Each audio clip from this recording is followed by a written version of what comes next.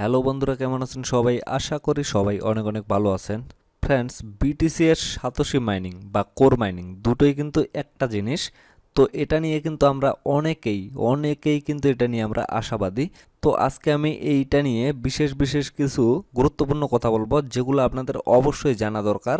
তো এর মধ্যে একটা হচ্ছে, বিটিসি এর সাতোশি মাইনিং অ্যাপের সাথে মেটামাস্ক কানেক্টেড না করলে আপনাদের কি কি প্রবলেম হইতে পারে, বা তারা যে অ্যানাউন্সমেন্টটা দিছে যে তাদের বিটিসি এর সাতোশি মাইনিং অ্যাপের সাথে মেটামাস্ক ওয়ালেট কানেক্টেড করতে হবে এবং তাদের টেস্ট নেটে জয়েন হইতে হবে। তো এটা যদি আপনারা না করেন তাহলে এটাতে কি প্রবলেম হইতে পারে।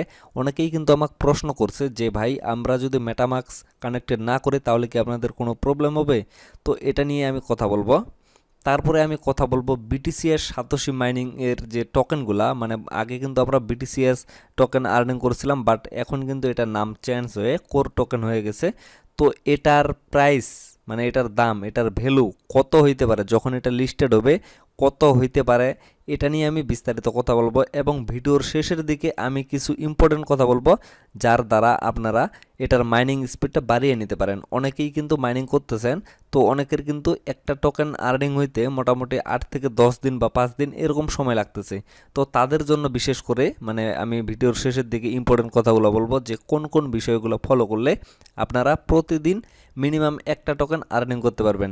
তো ফ্রেন্ডস, ভিডিওটা স্কিপ না করে সম্পূর্ণ ভিডিওটা এ টু জেড দেখবেন, তাহলে কিন্তু আপনারা অনেকগুলা বিষয় জানতে পারবেন। আর ভিডিওটা যদি আপনারা স্কিপ করে দেখেন তাহলে কিন্তু আপনারা অনেকগুলা বিষয় মিস করে ফেলবেন, যেগুলো গুরুত্বপূর্ণ বিষয় এবং জানার অনেক প্রয়োজন, এবং জানলে আপনাদের অনেক উপকার হবে। তো ফ্রেন্ডস, চলুন বেশি কথা না বাড়িয়ে মূল টপিকে চলে যাই। তবে মূল টপিকে যাওয়ার আগে আপনাদের প্রতি একটি রিকোয়েস্ট অবশ্যই থাকবে।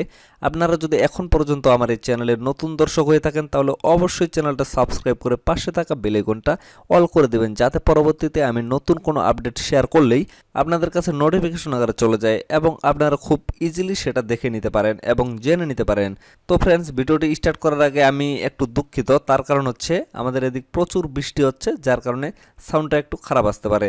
তো ফ্রেন্ড, সর্বপ্রথম আমি বলি মেটামাস্ক কানেক্টেড নিয়ে।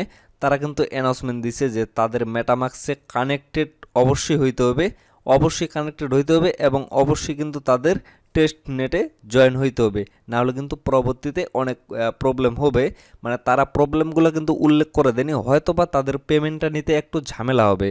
তো এখন যদি আপনারা বলেন অনেকেই যে আমরা কিভাবে মেটামাস্ক কানেক্টেড করব, তাহলে আমি তাদেরকে বলবো যে আমার চ্যানেলে কিন্তু ভিডিও দেওয়া আছে কিভাবে আপনারা আপনাদের সাতোশি অ্যাপের সাথে মেটামাস্ক কানেক্টেড করবেন। তো আপনারা সেই ভিডিওটা না দেখে থাকলে অবশ্যই দেখে নেবেন, আমি ভিডিওর ডেসক্রিপশন বক্সে সেই ভিডিওটার লিঙ্কটা দিয়ে দিব, অবশ্যই আপনারা দেখে অবশ্যই কানেক্টেড করে নেবেন। কারণ তারা যেহেতু অ্যানাউন্সমেন্ট দিয়ে দিছে যে তাদের টেস্ট নেটে অবশ্যই জয়েন হইতে হবে এবং অবশ্যই তাদের ওয়ালেটটা মানে মেটামাস্কের সাথে কানেক্টেড করতে হবে, তাদের ব্লক চেনটা, মানে তাদের যে নতুন ব্লক চেনটা সাতোশি ব্লক চেন নাম, এটা তো আপনারা সবাই জানেন। তো এটাতে অবশ্যই আপনাদের জয়েন হইতে হবে, আর এটাতে জয়েন হইতে গেলে অবশ্যই আপনাদের মেটামাস্কে কানেক্টেড করতে হবে। তো এটাই তারা বলছে যে অবশ্যই কিন্তু এখানে জয়েন হইতে হবে তাদের টেস্ট নেটে। এটাই মূলত মানে এদের অ্যানাউন্সমেন্ট, মানে তারা উল্লেখ করে দেয়নি, আমি কিন্তু বারবার বলতেছি তারা উল্লেখ করে দেয়নি যে এই প্রবলেমগুলো হইতে পারে। তবে অবশ্যই প্রবলেম হবে, কারণ তারা যেহেতু বলে দিছে। আশা করি বুঝতে পারছেন বিষয়টা। তো এরপরে আমি কথা বলবো তাদের প্রাইস নিয়ে, মানে ভ্যালু নিয়ে, টোকেনের ভ্যালু। তো আপনারা যারা এখানে মাইনিং করতেছেন তারা তো সবাই জানেন যে তাদের সাপ্লাই কতগুলো। এই যে উপরে অ্যাপটার ভিতরে ঢুকে এই যে উপরে যদি আপনারা একটু ফলো করেন তাহলে কিন্তু এখানে আপনারা দেখতে পারবেন তাদের টোটাল সাপ্লাই হচ্ছে 2.1 বিলিয়ন কোর, মানে তাদের টোকেনটার নাম হচ্ছে কোর, মানে 2.1 বিলিয়ন। এর মধ্যে তারা মানে এই যে এয়ারড্রপে বা ফ্রিতে মাইনিং করতে দিছে, তাদের মোট মাইনিং হচ্ছে 525 মিলিয়নের পরে কিন্তু তারা মাইনিংটা বন্ধ করে দিবে, ফ্রিতে যে মাইনিংটা চলতেছে এটা কিন্তু বন্ধ করে দিবে। তো এর মধ্যে মোটামুটি 433 মিলিয়ন কিন্তু অলরেডি চলে গেছে, আর বাকিগুলো যাইতে যতদিন লাগে আর কি, তারা ডিসেম্বর পর্যন্ত মাইনিংটা চালাবে, তারা অ্যানাউন্সমেন্ট দিয়েছে ডিসেম্বরের 12 তারিখ পর্যন্ত। তো এটাই মূলত তাদের টোকেনের সাপ্লাই। তো এর মধ্যে মানে 525 মিলিয়ন কিন্তু ফ্রিতে দিচ্ছে, তারপরে হয়তো বা তারা প্রি সেল বা আইডিও লঞ্চ করতে পারে। তো সেটাতে কিন্তু অনেকগুলো টোকেন সেল দিবে এবং তাদের ডেভেলপার মানে সব কিছু মিলে আমি ধরতেছি যে 1 বিলিয়ন টোকেন দেওয়ার পরে বাকি টোকেনগুলো কিন্তু তাদের হাতে রাখবে তারা। তো 1 বিলিয়ন টোকেন যদি তারা মার্কেটে লঞ্চ করে, তো 1 বিলিয়ন টোকেনের ভ্যালু যদি আমি বলি একটা টোকেনের ভ্যালু যদি $1 সমপরিমাণ হয় তাহলে কিন্তু তাদের মার্কেট ক্যাপ লাগতেছে $1 বিলিয়ন। তো একটা প্রজেক্ট প্রথমে লঞ্চ করার পরে যদি $1 বিলিয়ন মার্কেট ক্যাপ দেয় তাহলে কিন্তু সেটা অনেক বড় একটা প্রজেক্ট হয়ে যাচ্ছে। তো আশা করা যায় তাদের এতগুলা মার্কেট ক্যাপ শুরুতে থাকবে না। এজন্য আমি যতদূর আমার রিসার্চ করে দেখতেছি যে তাদের টোকেনের ভ্যালু কিন্তু $1 নিচে হবে। যখন লিস্টেড হবে অবশ্যই কিন্তু $1 নিচে তাদের টোকেনটা লিস্টেড হবে। তো এটা আমার রিসার্চ। তারপরেও আমি পরবর্তীতে বিস্তারিত একটা প্রাইস প্রেডিকশন নিয়ে ভিডিও আপলোড দিব, খুব শীঘ্রই সেটা দিয়ে দিব। সেখানে আরও বিস্তারিত এবং ভালোভাবে রিসার্চ করে বিস্তারিতভাবে আপনাদের সামনে আমি ভিডিও আকারে প্রকাশটা করব আর কি। তো আপনারা সেটা অবশ্যই দেখবেন। আজকে আমি জাস্ট আপনাদের ধারণাটা দিলাম যে তাদের মার্কেট ক্যাপ টোকেনের সাপ্লাই অনুযায়ী মার্কেট ক্যাপ কত দূরে গেলে তাদের টোকেনের ভ্যালুটা কত বেশি হবে। তো তাদের টোকেন যেটা লঞ্চ করবে, যেটা আর কি তারা ডিস্ট্রিবিউট করছে বা করবে, তো সেটার উপরে নির্ভর করে কিন্তু তাদের মার্কেট ক্যাপটা দিবে। আর মার্কেট ক্যাপের উপর নির্ভর করে কিন্তু তাদের টোকেনের ভ্যালুটা শুরুতে হবে, লঞ্চ করার সময় যেটা হবে সেটা আর কি। আর পরবর্তীতে যখন ট্রেডিং চলবে তখন কিন্তু তাদের মার্কেট ক্যাপ উঠানামা করবে, হয়তো বা এক সময় এটা হাই লেভেলে চলে যাবে এবং টোকেনের ভ্যালু কিন্তু হাই লেভেলে চলে যাবে। এর জন্য আমি যেটা ধারণা দিলাম যে $1 নিচে কিন্তু তাদের টোকেনটা লঞ্চ হবে, এটা আমি আমার রিসার্চ থেকে বলতেছি। তো ফ্রেন্ডস, আশা করি আপনারা বুঝতে পারছেন। এরপরে আমি কথা বলবো মাইনিং স্পিড নিয়ে। আপনাদের অনেকের এটা প্রবলেম, অনেকেই আমাকে প্রশ্ন করতেছেন যে আমার মাইনিং স্পিডটা খুব স্লো হচ্ছে, প্রতিদিন আমার একটা টোকেন হচ্ছে না, একটা টোকেন আর্নিং হইতে আমার মোটামুটি 5 দিন 6 দিন 7 দিন 8 দিন এরকম লেগে যাচ্ছে। তো এর জন্য আমরা কি করতে পারি, আমাদের মাইনিং স্পিডটা কিভাবে বাড়াইতে পারি? তো এখন আমি এই বিষয়টা নিয়ে হালকা একটু আলোচনা করব। এখানে আপনারা দেখেন আমার কিন্তু কন্ট্রিবিউট, যেটাকে বলো কন্ট্রিবিউট, এটা কিন্তু আমার 2.55 মিলিয়ন চলতেছে। এখানে দেখেন 2.55 মিলিয়ন, হয়তো বা আমার থেকে আরও অনেকের অনেক বেশি চলতেছে, কারণ তাদের কিন্তু মাইনার সংখ্যা অনেক বেশি। তো এই পাশে যদি আপনারা একটু ফলো করেন তাহলে আপনারা দেখতে পারবেন মাই হ্যাজ 1.10 মিলিয়ন।